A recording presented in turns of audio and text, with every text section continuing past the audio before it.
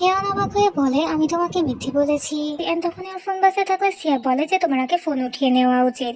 হেয়ান দেন phone হাতে নিয়ে দেখে যে ওরা সিয়ার ম্যারেজটা পুরো হেডলাইনে চলে আসছে এন্ড ওর ফোনে অনেক কল এসেছে। সিয়া তখন বলে যে তো তুমি একজন অ্যাক্টর। হেয়ান তখন অবাক হয়ে যায় আর বলে, কেন তুমি জানতে না?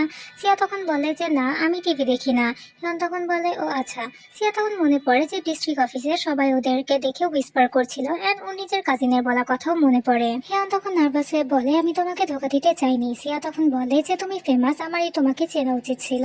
হেয়ান তখন বলে যে আমাদেরকে কন্ট্রাক্ট টার্মিনেট করে দেওয়া উচিত। যদি আমরা দূরত্বতা করি তাহলে হয়তো বা মার্কো। সিয়া তখন বলে যে না, আমাদের কন্ট্রাক্ট থাকবে। সিয়ার ফোনে ওর মমের অনেক কল আর মেসেজেস আসছিল, কিন্তু ও সেগুলো ইগনোর করে হিয়নকে নিজের বাড়ির অ্যাড্রেস আর পাসপোর্ট জানিয়ে দেয় যাতে ও দ্রুত ওখানে মুভ ইন করতে পারে। সিয়া দেন বলে আমাদের দ্রুত ওয়েডিং অ্যারেঞ্জ করা উচিত এন্ড দুই ফ্যামিলির দেখা করার জন্য ডেটও সেট করা উচিত।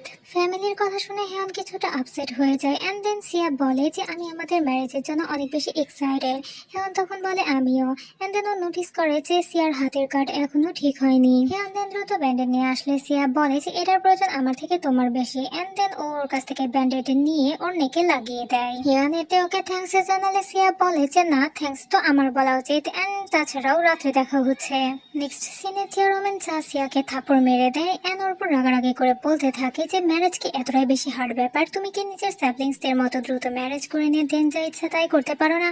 আমি কি তোমার কাছে অনেক বেশি কিছু চেয়েছিলাম? সিয়া তখন বলে যে এই কারণেই তো আমি ওকে চুজ করেছি। ওর আর আমার কম্পারেবিলিটি 83% এন্ড তুমি যেমন পার্সন খুঁজছিলে ও একদম সেই রকমই, জাস্ট তোমার ওর জবটাই পছন্দ নয়। তাহলে আই গেস দুই ফ্যামিলির মধ্যে খালি খালি দেখা করে কোনো লাভ নেই এন্ড আই এম সরি যে আমার পার্সোনাল ম্যাটারের জন্য আমাদের শিডিউলের উপর এফেক্ট পড়েছে। এন্ড তাছাড়াও আমার এখন ইম্পর্টেন্ট মিটিং আছে, তো তোমার এখান থেকে যাওয়া উচিত মম। দেন চেয়ারম্যান ওখান থেকে রেখে চলে গেলে সিয়া দ্রুত মিটিং শুরু করতে বলে। নেক্সট সিনে দেন ডক্টর আসে সিয়ার সাথে দেখা করতে এন্ড বলে যে তো তুমি নিজের জন্য অনেক বড় ঝামেলা ক্রিয়েট করে ফেলেছো।